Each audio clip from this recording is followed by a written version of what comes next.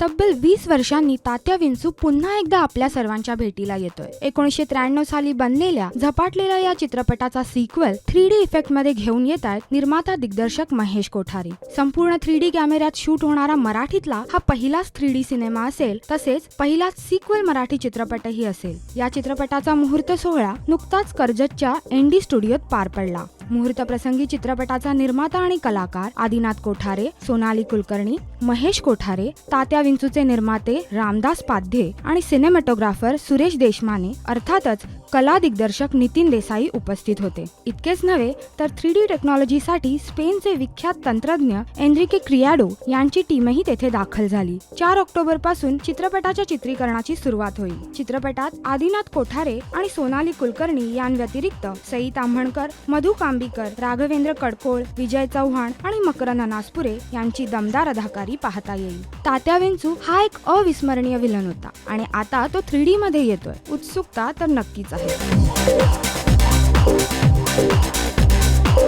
राष्ट्री.com करिता श्वेतांबरा सावंत.